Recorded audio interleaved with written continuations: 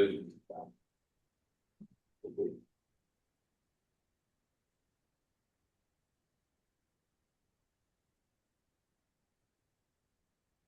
right, we're going to get started. Oh my gosh, thank you everyone for coming and everyone in Zoom. Um, yes, How long is this? how long is it? Yeah. Well, it's probably going to be about an hour, but you can stay as long as you'd like. Yeah. Yeah. So this is our first data science speaker series of this year. So I'm very excited to get started. Thank you everyone who's coming in person. Thank you everyone who is in Zoom. I'm going to introduce some amazing panelists to you right now before we get started. And then after that, we're going to kind of have a question and answer time. And then after that, well, actually, I'm going to lead some question and answer. And then anyone who is a participant can ask some questions as well. All right. So I'm just going to go in the order that I can see everyone in the panel. So Alex is a junior studying information science at the University of Maryland, Shady Grove. During her time at Montgomery College, she partnered with the Montgomery County Office of Consumer Protection to analyze towing data through social justice lens. That paper is in the works. Her current research with the UMD Center for Democracy explores data on Los Angeles County voters and their accessibility to polling locations. When she's not elbow deep in data, Alex can be found reading, crafting, and exploring. As the co-founder of Math Art Play, by the way, this is one of the fun things that she and Professor Owen Mohammed have made. She's passionate about outreach and creating opportunities for people of all ages to discover the joy of mathematics. Welcome, Alex. Woo! Yes. All right. Next, we have Adam Santi, and Adam attended all the way back in 2017 before transferring to UMBC, where he studied applied statistics, which is also what I did at UMBC. After graduating, he worked as a data scientist in the intelligence industry until 2021, when he joined the Washington Wizards. You may have heard of that team as the research team. The research team for the Washington Wizards team. There we go. He is now the manager of engineering and research for the Washington Wizards, where he leverages software engineering and data science to aid strategic decision-making across the organization. Welcome, Adam. Thank you very much. All right. Next, we have Mike. Mike Alfaro is a senior information science student at University of Maryland, College Park. He's interned with the Montgomery County Department of Transportation as a data science intern with the Northeast Maglev. Oh, give me a second. I'm so sorry. With the Northeast Maglev as a marketing analytics intern. Through these experiences, Mike has explored how data can drive real-world decisions and improve communities. As a first-generation college student and campus leader, he is passionate about learning, mentorship, and helping others grow. His long-term goal is to become a data scientist and educator who uses data to make positive impacts and inspire the next generation of students. Thank you very much, Mike, for coming. And last but absolutely not least is Nate. Nate is a dynamic data analyst whose career spans humanitarian, environmental, and corporate projects.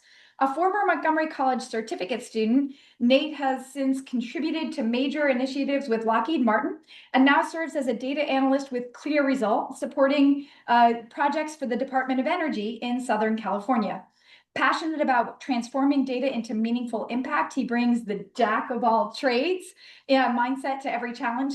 Nate is currently pursuing a master's degree at UMBC and a doctorate at Georgetown University, where he continues to expand his expertise in data-driven problem solving. You all prepare to be wowed is all I can say. Thank you, Nate, for joining us. All right, and so that I'm going to stop sharing because you all don't need to see that screen. But what we thought about first is I'm just going to do a few Q&A questions to pose to the panelists, and then anybody in the who's a participant, feel free to think of other questions you'd like to add in. And we don't have to go in any particular order. I just want to make sure though, folks over Zoom, is the audio okay? Yes. Okay. Thank you. And thank you, AM, for keeping your camera on. I appreciate that. All right. So the first question is kind of a It's an easy one. When did you graduate from MC? And in context, I'd love you to put it in terms of like pre or post COVID and or pre or post AI. And if you wanted to add anything about what that might have looked like at the time that you graduated. And I think if you don't mind, we can start with oldest to newest. So we can start with Adam. Yeah, I can go first. So I guess I didn't technically graduate from MC. I just transferred over to UMBC. This was in 2017. Are we calling pre-AI like pre-ChatGPT? Yeah, something like that. Yeah. Well, it was definitely before that and definitely before COVID too. Um, Data science wasn't really a program here at the time. I think I started hearing about data, like the data course, right? Like that prefix for a course name right after I had left. So yeah, I was more interested in the statistical side of things. So I went to UMBC and did apply stat. I think you can probably figure out where I got the idea from. Um, and then yeah, I stayed in the area. Kept working in like all the government contracting jobs where they were pretty prevalent at the time. So I picked up one of those jobs. But yeah, I think data science was a fledgling field around that time. No one really knew what it meant. I think the definition is still pretty broad, but it seemed particularly broad then. So I just kind of went at it with the focus of like focusing on the math and the statty side of things, and I tried to let the computer science part of it work itself out on the back end. Just for context, I think you all will get a kick out of this. So when Adam was in my stat class, we were using base R for everything, and Adam was the one who showed me ggplot. So I think everyone will appreciate that. That's a really good context. All right, and then we'll go to, I think, Nate, you would be next. Oh yeah, so hi, my name is Nate. So I did it during COVID, and then I graduated right around when COVID was still going on, and we were all wearing masks and everything. I was doing my master's degree at UMBC. I'm in neuroscience while doing the certification program at MC. It was really it was hard to do both, but I think the certification program allowed a lot of flexibility, a decent amount of classes at different times. So definitely great experience. All right, thank you. And then I guess, Mike, you would be up next. Sure. So I graduated post-COVID. I believe that I graduated in spring 2024. So I finished the data science program between 2023 and 2024, which was kind of around the time where AI was starting to boom, ChatGPT, and students were starting to use it more. And that's also when I picked it up from ChatGPT. So it's kind of interesting to see just how AI started integrating with the classrooms and the homework assignments and et cetera. I personally liked it. I think using AI and using it before, like got to where it is right now was pretty nice. But I liked my time. I did all my classes online. So all my classes were on Zoom or asynchronous. And I think that also helped me because I do live far away from Montgomery College. So I think having that balance definitely helped me just manage these ones. Thank you. Last but not least, Alex. Yeah, so I graduated December of last year, 2024.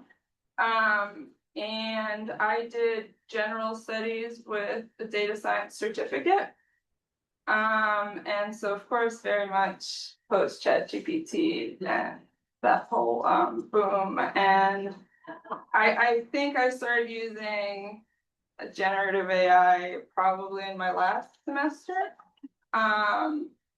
But I do know for a fact I had a lot of classmates that relied heavily on it throughout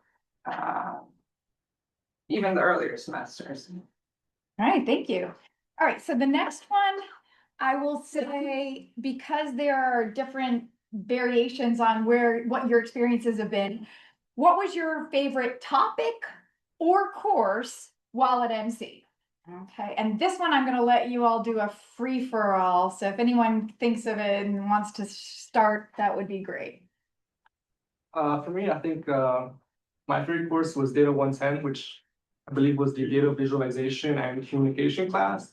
And I think one of the main reasons that I enjoyed it was because I was coming from a no coding background. So that class was very beginner friendly when it introduced me to R. Was also fortunate enough to have Rachel as my professor, so very helpful, very attentive, very just there to answer all of the students' questions. And I think also one of the big things that I also enjoyed was you were able to tie in your personal interests to the project. For example, I'm a big soccer fan, so I was able to do my project on like a soccer data set. So I think just having that ability to really combine the data with your interests, whatever it may be, I think that was something that I really enjoyed. And I also felt like an artist just building autographs and stuff. I suck at art, by the way, but that was my art. Does it have to be a course that we took? No? I really enjoyed being in LA. Like I was a learning system. Oh, that's a good I think it one. was calc. We missed that. Wait, can you define LA? Because a lot of people have not experienced that. Sure, it's it kind of like a TA, except you're not responsible for grading papers, which is the best, basically. So I was a LA for calc for Dr. Lee's course, which was like he does the whole flip classroom thing where students are responsible for like you consume the material before you get to class, and then in class you're doing work on the boards basically as groups. So I got to just like float around and help people with calc, which is fun. Like I like the aspect of teaching. Um, it's like it was a it helped me get good foundations with calculus because that stuff is so like foundational and so important for everything else. So yeah, that was probably like my favorite course, I guess. But if I want to talk about a real subject, it was probably statistics. Okay.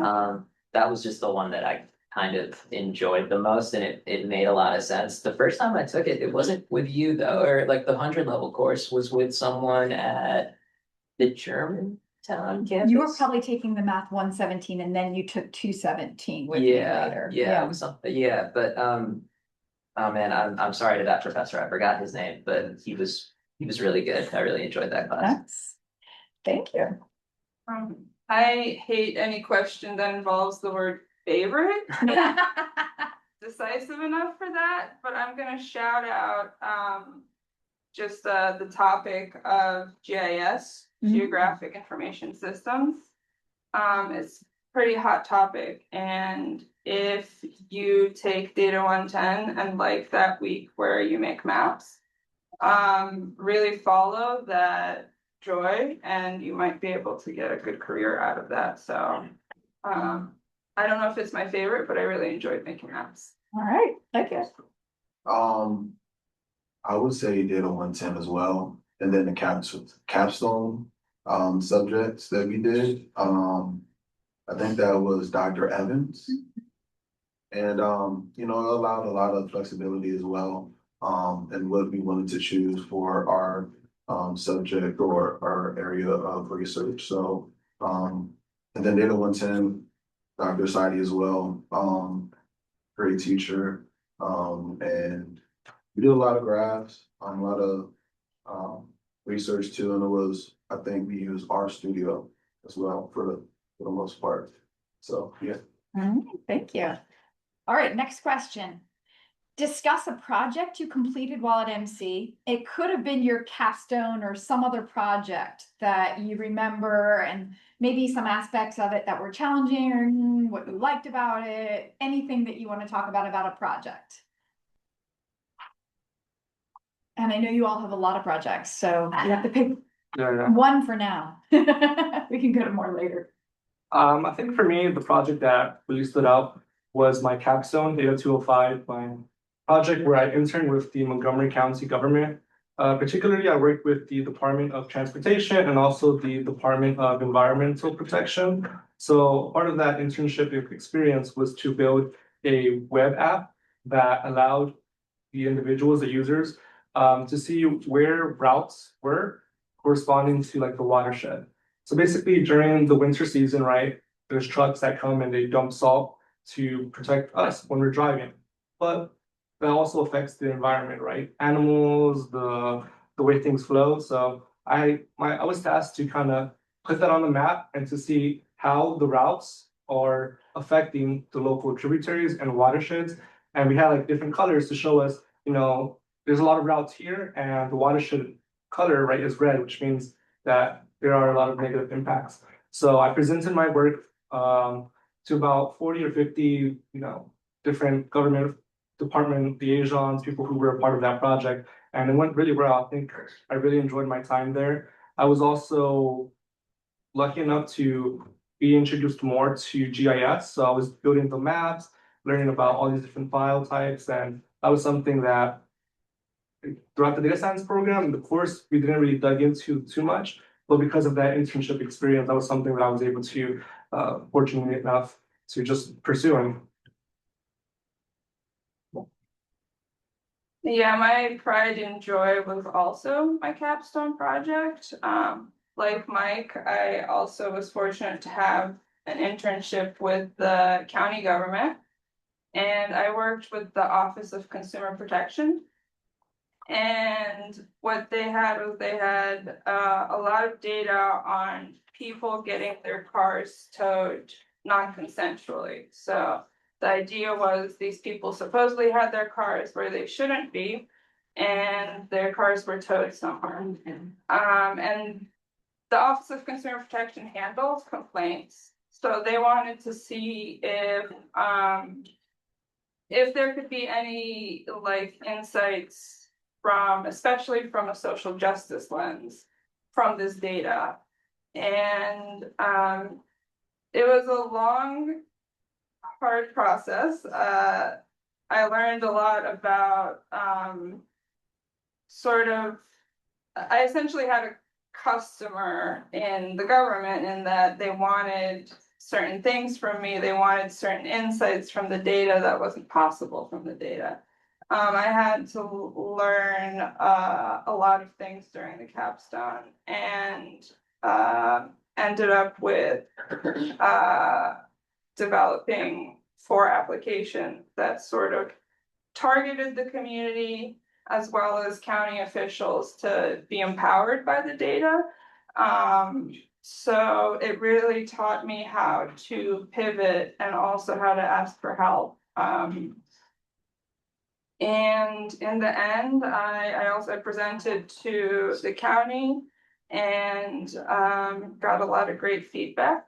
And yeah, it was that I think was my favorite project because I was provided with so many resources, so much support.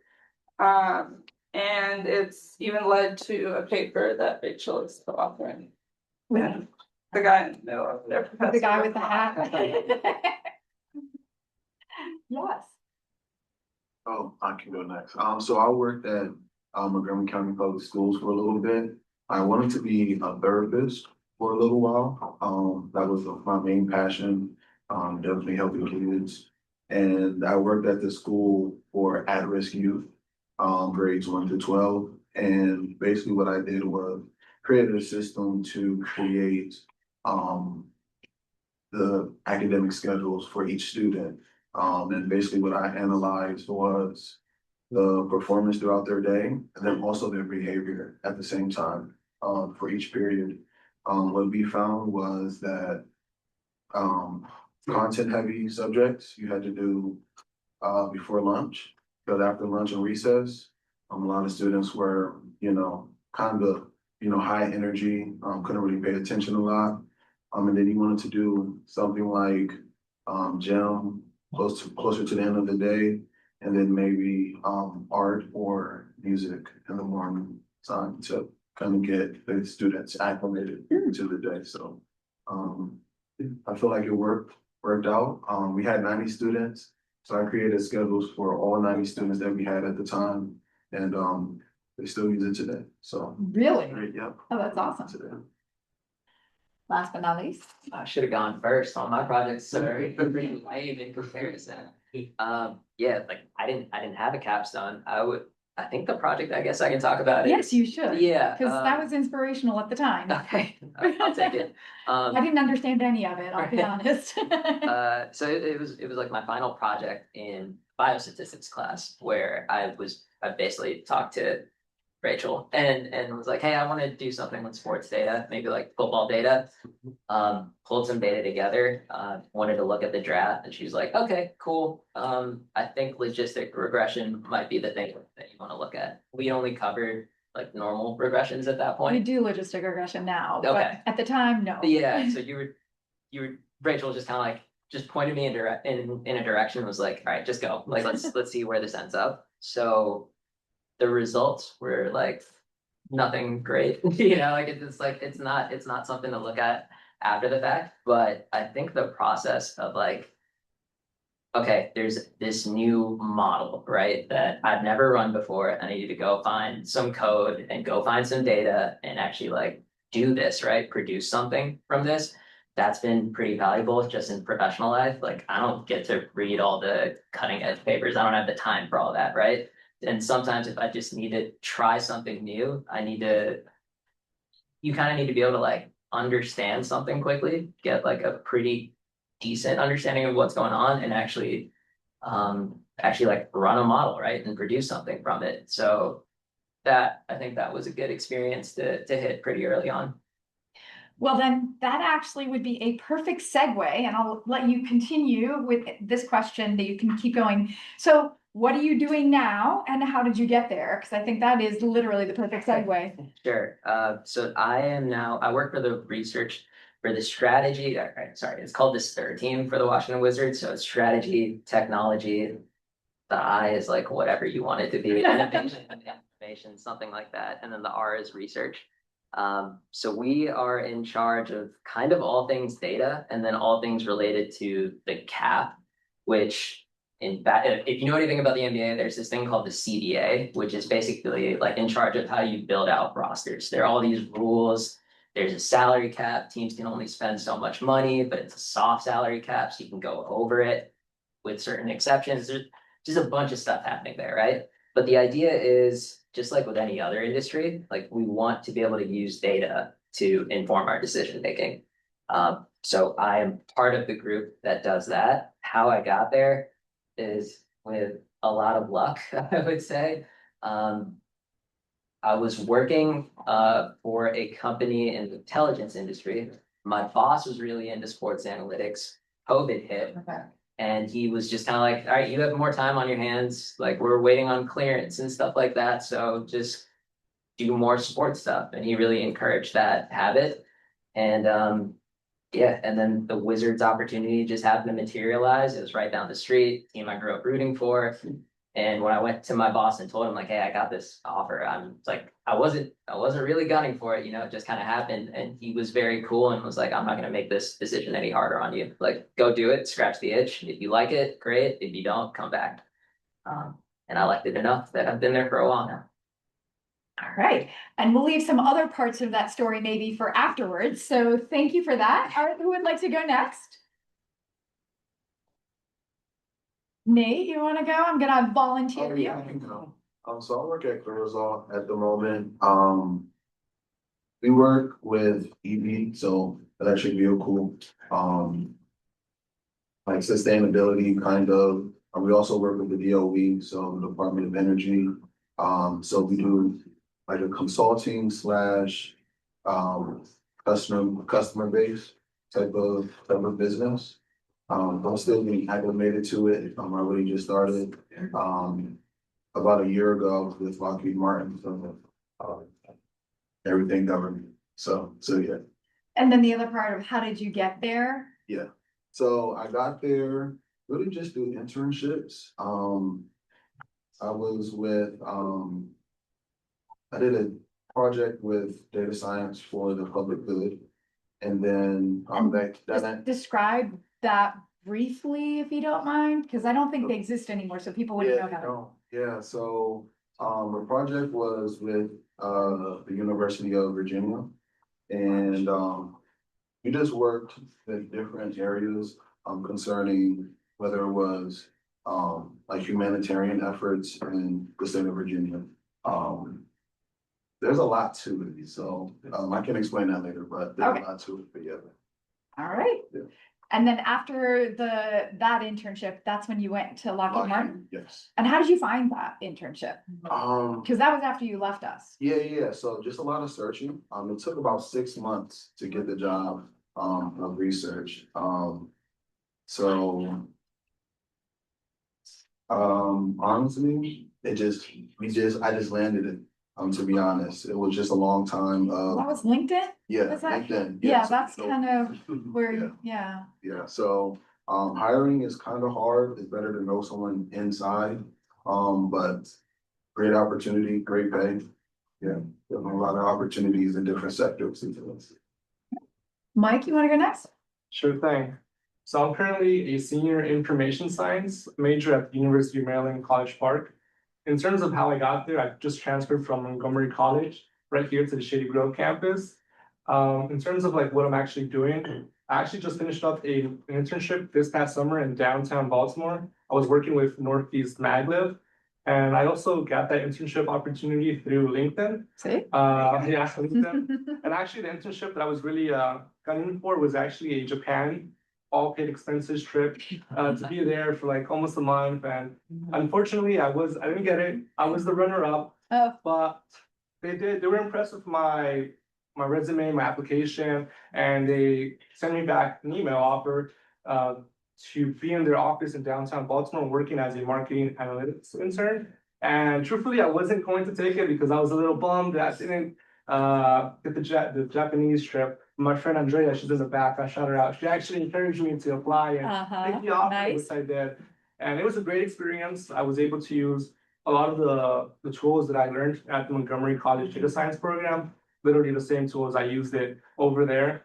And I think also, again, during my time here at Montgomery College, my internship with the Department of Transportation, I think carried a lot of weight because I was working also with a transportation company, building a maglev, train that travels up to 300 miles per hour. So I think just having that background also gave me an advantage in my application process. In terms of looking ahead, I graduate in the spring and I'm hoping to also go into grad school.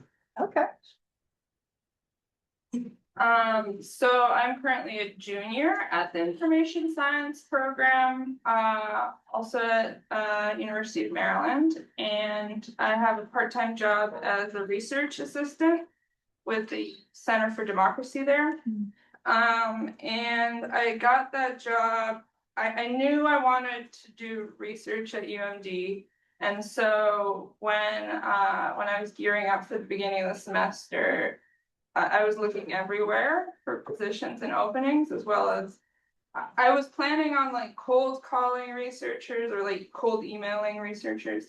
And then I discovered that UMD has like a database you can look up where it's sort of like a job posting site, but specifically for research teams. And I found this one posting that needed an undergraduate or graduate student who was proficient in ArcGIS and R and statistical analysis. And I basically wrote her like in the email, I think I had maybe like 8 hyperlinks to like my experience.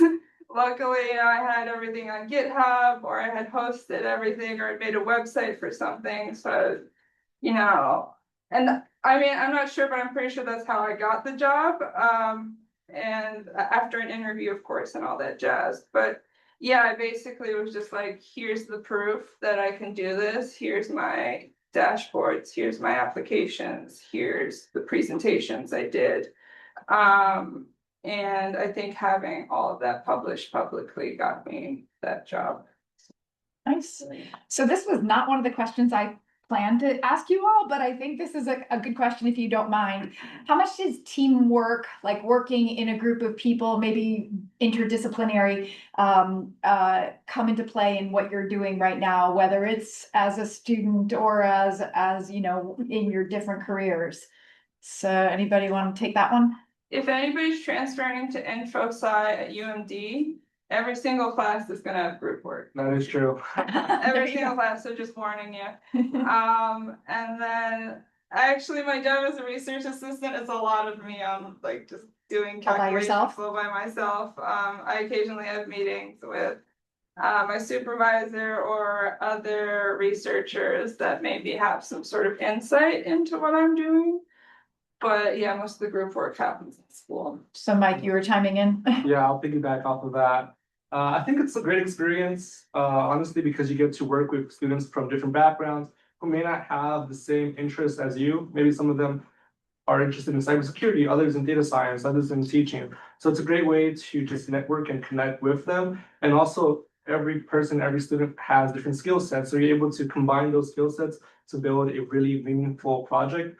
During my time at the iCollege, I was actually fortunate enough to work with a really talented group, and we were able to kind of design an app, a health-related app, which kind of supported older adults who had some maybe disabilities, medical things.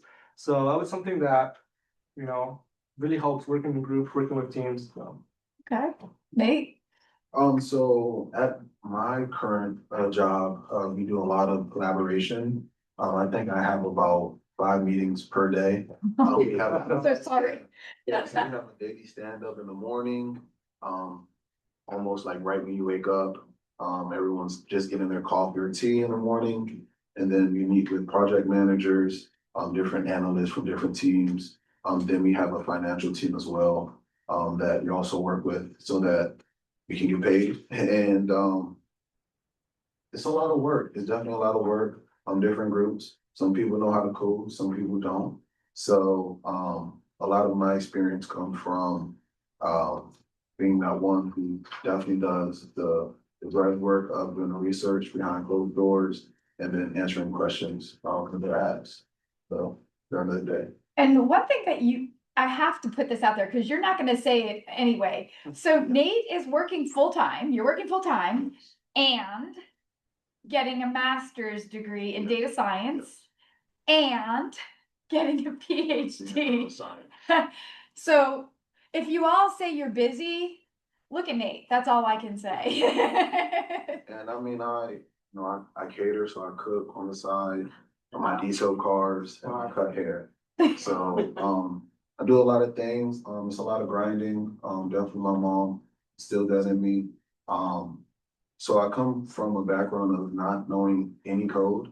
Dr. Sadi encouraged me to do it, and what I told I think what got me the job where I'm at right now is I told the manager, if I don't know how to do it, I'll just find a way. I'll do the research. You won't have to ask me twice, and I'll put in the extra hours. So just hard work can get you in the door in a lot of places. Thank you. And Adam, I did save you for last because I would love to hear what you have to say about this.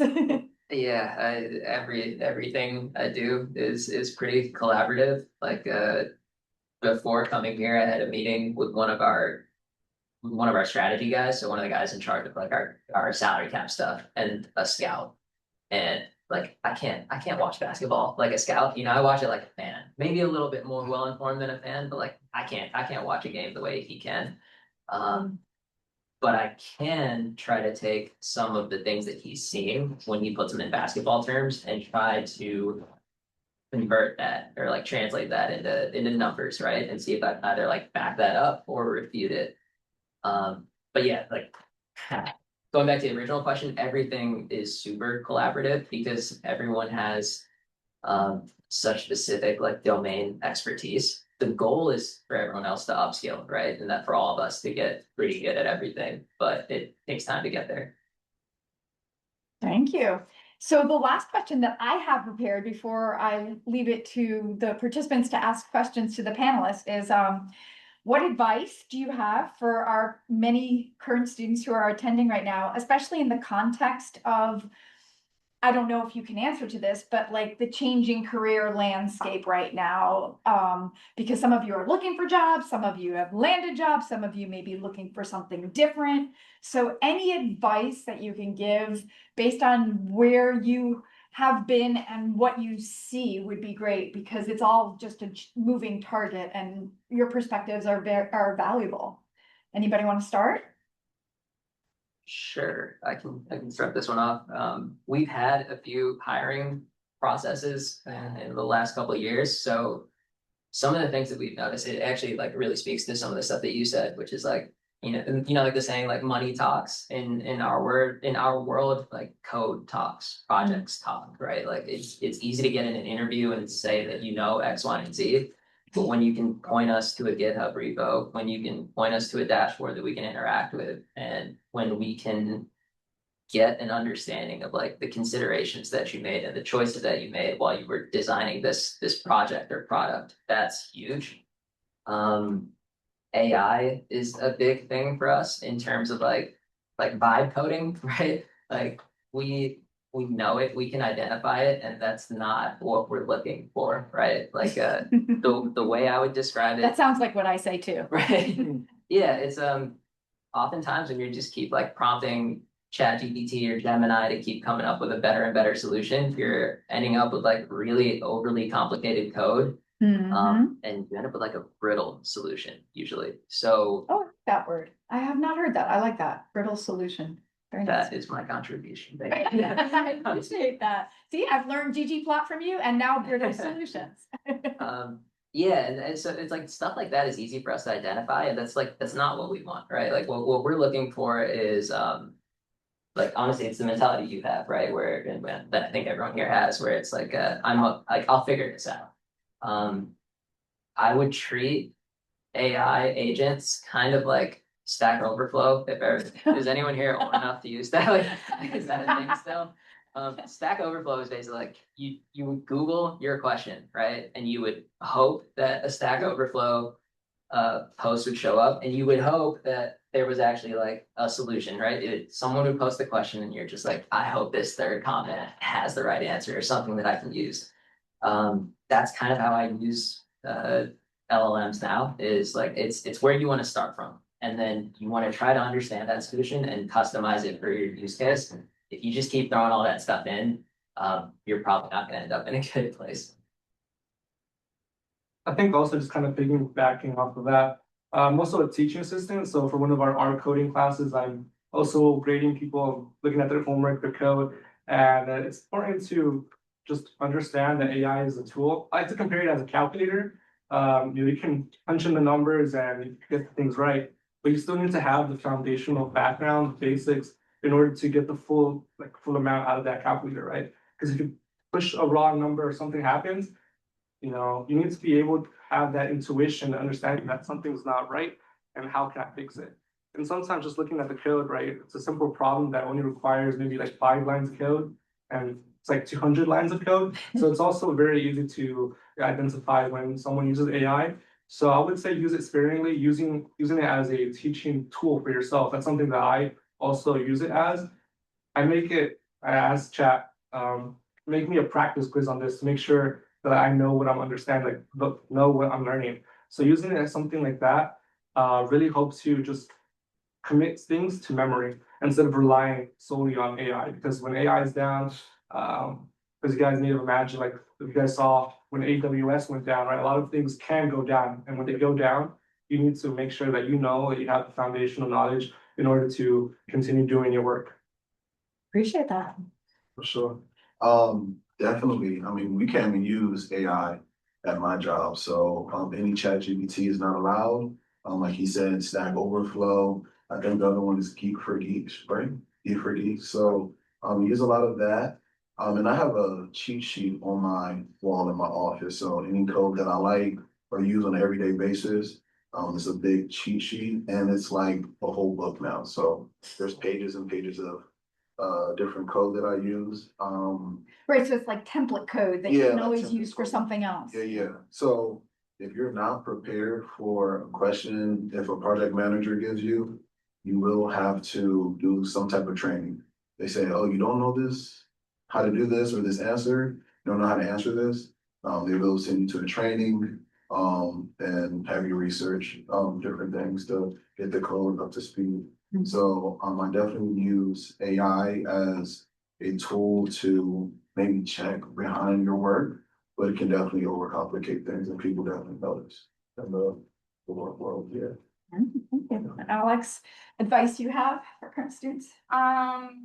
So like as somebody who's constantly following the job boards and LinkedIn and stuff just to make sure that I'm preparing for getting a job when I graduate. The job market right now is like kind of a bit of, how should I put it? a bloodbath. And No exaggeration so there. You can't just expect to get a job with a degree unless you have nepotism on your side as well. So while you're here, my advice is take every opportunity you can. Like take every single opportunity you can. Come to every data science speaker series that you can. There was one that I attended and the gentleman there, he did a great presentation. Was it information discovery? Oh, yeah, digital forensics. Digital forensics, Mhm. and later his job had an internship opening, and where do you think he went first? He went to MC students, and unfortunately I couldn't go for that position because of geographic reasons, but that would have been just because I attended that one talk and got to talk to him afterwards, ask him some questions, have face-to-face conversation. That was an opening, a very direct opening where I could have gotten an internship. And you need internships because they're not gonna find a job position that says 0 years experience. At best, you're gonna find something that says 1 to 2 years experience, 1 to 2 years experience. So that 1 to 2 years you have to get in the summer or part-time as an internship, or build up your portfolio so that you're actually doing something in that time. So every single speaker series, don't ignore Rachel's email. There are way too many of them, way too Don't many. ignore them though, don't ignore them. I got sent to Atlanta full ride. Mm. Didn't have to pay a penny out of pocket, got to go to Atlanta just because I answered one of her emails that she forwarded. So yeah, look for opportunities, especially if you're gonna transfer into a 4-year institution. Right now, you're a big fish in a small pond, and take advantage of that because at UMD, there's a lot more resources. There's a lot more students. And so there's a lot more people fighting for those resources.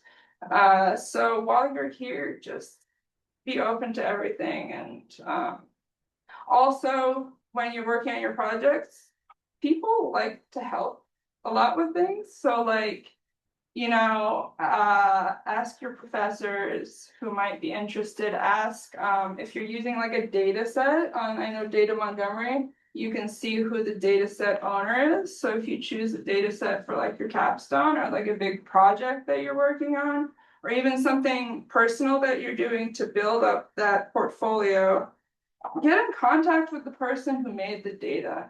They might have something for you, or most people that you ask for help will offer it. So yeah, that basically sums it up. Take every opportunity you can. Love it. Nate? I would just say, internships are definitely important, like you said. If you can work and get paid, that's great, but I mean, I think I worked for free for just a random customer that I had one day. I was detailing his car and he said, hey, I sell computers, I make computers, and I work here. So definitely do internships. You can also work for free. If a company doesn't hire you, I applied to, I don't want to pick them on the spot, but I applied to Hughes in Germantown, Maryland. I applied to them 3 times, didn't get the job. I asked them, can I work for free? They said that's, no money. I was like, yeah, I'll work for free. And I learned a lot from them. I didn't get paid at all, but I worked there for about 8 months. And then that helped me, land a job at Lockheed. So it really does help. And then networking, familiar faces can definitely get you in the door. So it's also a smart thing to do as well. Can I piggyback off of that? You could go right ahead. Volunteer. If you can find the time to volunteer, do that. For me, I especially got involved. Montgomery College does these Sophia Kovalevsky days or SK days. And it's basically where they bring in a bunch of middle schoolers, mostly girls, to get them excited about STEM and the possibility of like going to college and learning STEM at college. And I know Professor Ulrich. Who's here. Who's here, shout out to her. And then there's also a professor in Germantown, Professor Pahlavi. They did data science activities with kids. So basically you come in for like 6 hours max on a Saturday and get to do data science with kids. And it's like, if anything, it's great on your resume.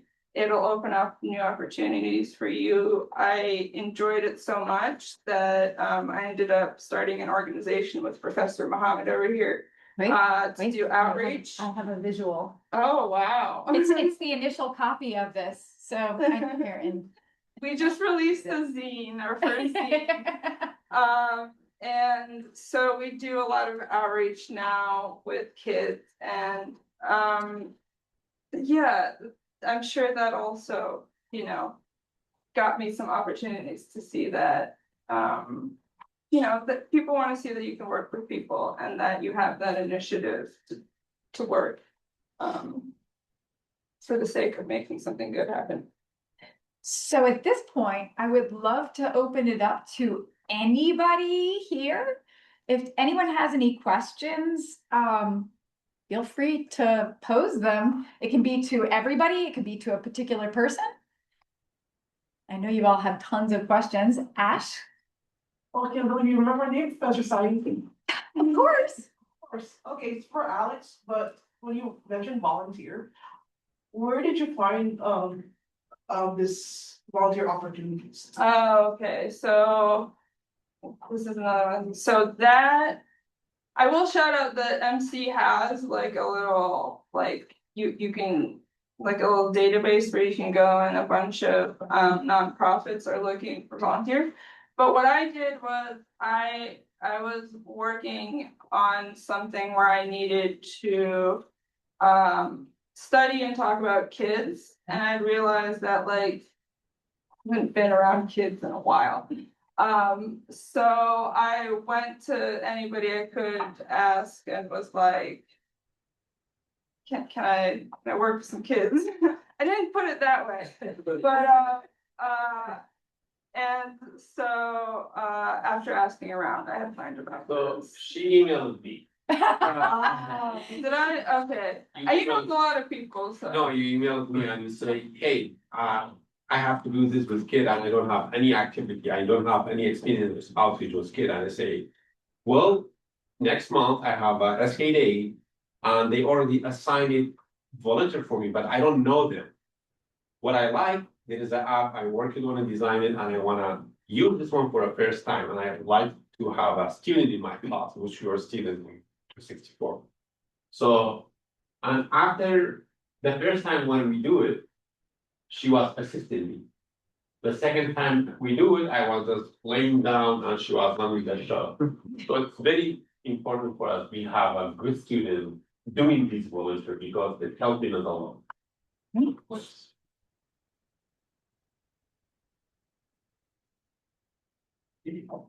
Go ahead. What are some ways you guys built your portfolios, like your personal projects? How did you guys, what was your approach? So I'm actually currently working on I'm trying to revamp it for when I graduate. It's definitely through personal projects. So I would say do something that you're interested in, because if you choose something that you're not really passionate about, you're more likely to just not do it at all, like not complete it. And choose something at your level, but also challenging, that you learn new techniques. You don't want to make it too challenging where you just give up because it's just too hard. Do something that's in your range to practice some of the things that you learn.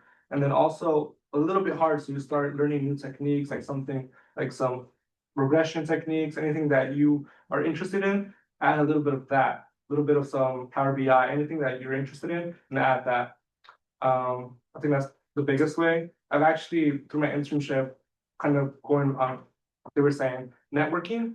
I was able to connect with somebody who worked at the MTA, Maryland Transit Administration, and they're also kind of giving me data to just practice on and build something meaningful to add to my portfolio. So if you can network with somebody, I think Alex gave good resource with the data.gov. So if you can find someone who can give you real data, maybe not something off of Kaggle, because I do feel like sometimes Kaggle Mm. is a little bit oversaturated.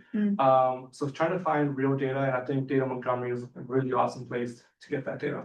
And I'm just gonna say something about Mike, which is very interesting. So when Mike did his project that combined the Department of Environmental Protection with the Department of Transportation, they were so impressed with his project that they have actually told me that they're waiting for him to graduate. They are literally waiting for him to graduate and they're keeping their eye on him, which has been fantastic.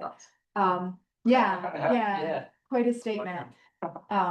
But yeah, so did you want to add anything to that, Adam? Sure. I was always interested in sports related stuff. So the NFL has this competition called the Big Data Bowl, where it's done through Kaggle now, but they basically put a bunch of data out there. So I made a notebook for that like did well.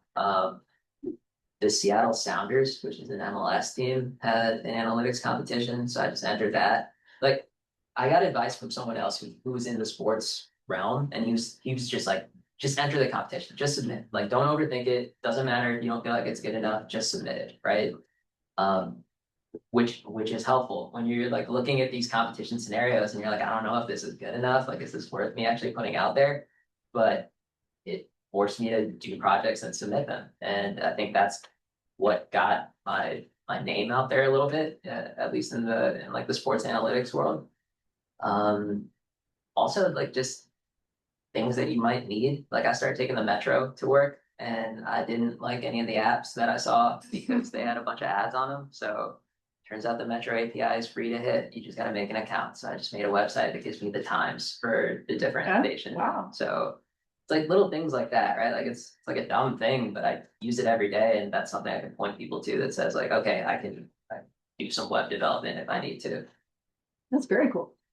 Can I shout out also two classes if you're into the whole picking your own project and doing it is Math 217, which is it still biostats or do they It's call now it called now? Statistics for Scientists. Statistics for Scientists. Mhm. So that was a lot of fun. It's in R and you finish off with your own project where you choose your own data set. Basically, a half a semester you're working on a project instead of a whole capstone, but a half a semester. Yeah.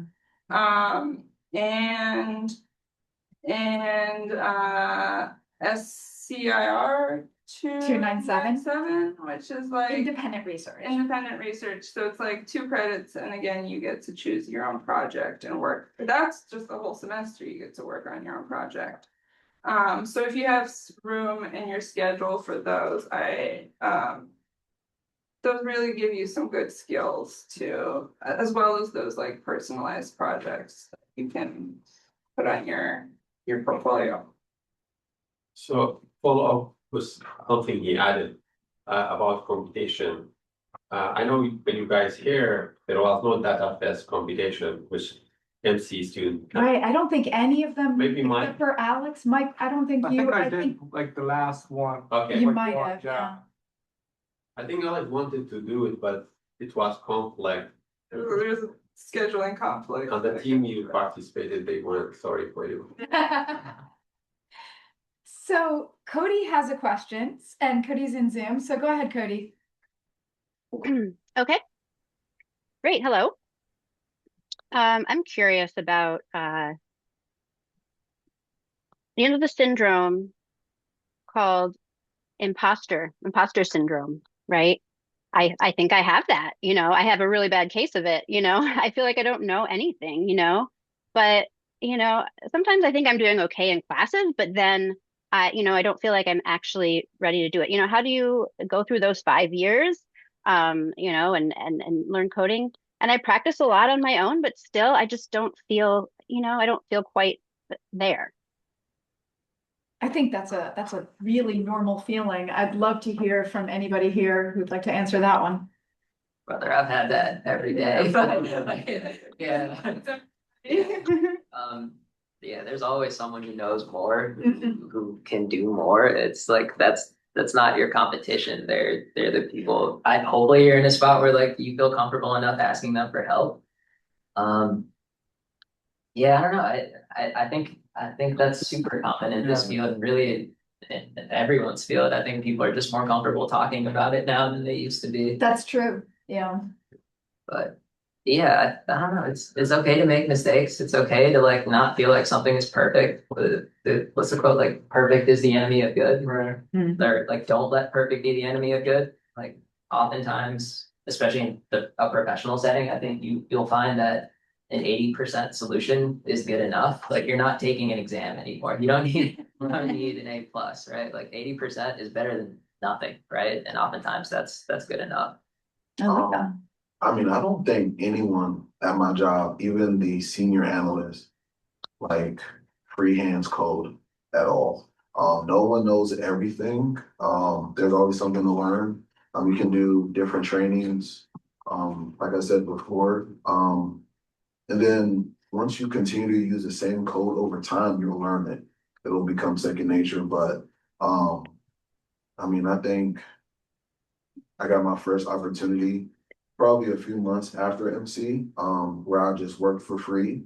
And I feel like I didn't know much. I knew a lot, but Well, you didn't know SQL, which you Yeah, I had to didn't- teach yeah, I yourself, didn't know. right? I had to teach myself SQL. Mhm. That was hard. And I mean Python, I mean, there's endless code. So Mhm. just continue to use it over time and then I mean you'll get it. I mean, That's a great question though, Cody. I think that's a real question. We probably have time. I know it's almost time, but I know you had it. We'll call it our last question. Go right ahead. So thank you all so much for just sharing more about the work you do. So my name is Ezra. I actually work in the alumni office at the college. Not sure if you all are aware, but we do have an alumni association. So this is my first data speaker series I'm coming to, and I thought it was very insightful. But there's been a lot of talk about jobs, and I thought your guys' experiences were all amazing and really cool.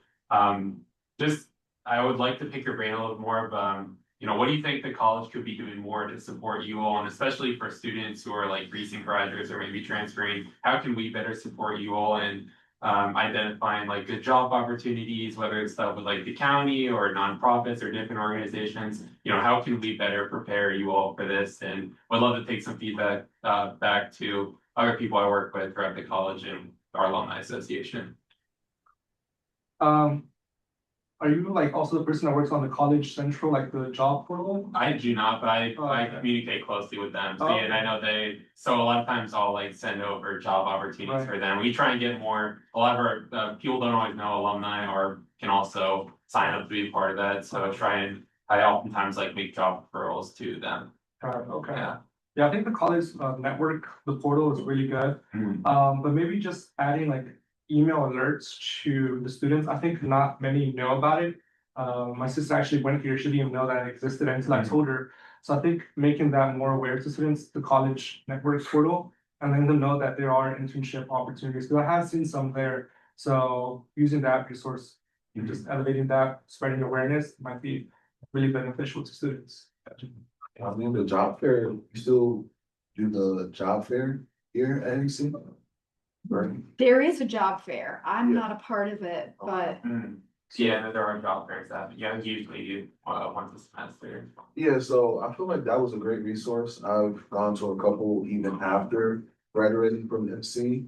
But there's a lot of people out there who want to help different people. So I guess maybe like a newspaper or something. I don't know if people still read newspapers, but newspaper, any advertising to kind of market people to say, hey, do you provide any, you know, I guess, learning opportunities for different students. I feel like people would pick it up.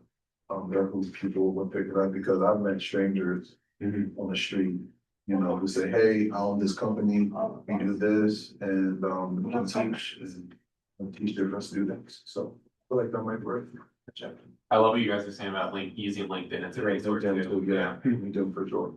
College Central does do a weekly email. I don't remember how you sign up for it, but it is whoever writes that puts a lot of care into it because if you want to stay up to date on when there's gonna be job fairs or internship opportunities or any sort of organization that maybe is leaning towards wanting MC students, that's a good place. As for feedback, I don't know if it's within your power to support like this sort of thing, bringing more speakers here. I don't know if you guys can work together on that, but like. We that- have met, so yeah, that is. Yeah. I'll make it one of your things. So pretty, I'm trying to meet more people and more, Yeah. faculty members, so I'm Yeah. Bringing people in, I think helps a lot getting, because then you get like, oh, Well, let me ask the participants, was this valuable to listen to the alumni, to hear what they had to say? Yes. Wonderful. Well, I want to be respectful of, you're getting a lot of thumbs up over Zoom. I do want to be respectful of time, so it is 3:03 and I really appreciate everyone who came in person. I appreciate everyone who came in Zoom. I love your questions. I love your attendance, and the more people who join these things, then the more we keep them going. And the more, if you have any thoughts of any other speaker series, you can always let me know. But most importantly, I just want to thank the four of you for coming in. We're so grateful. This was wonderful. Thank you so much. And I guess I will end this, but I know there were some people who did want to join who couldn't attend. So this has been recorded, so I will contact me if you would like the recording of this, and I'm gonna post it on like a relatively private YouTube channel so people can get to it. But thank you again, everybody, and have a wonderful rest of your weekend. Bye, everyone. Bye.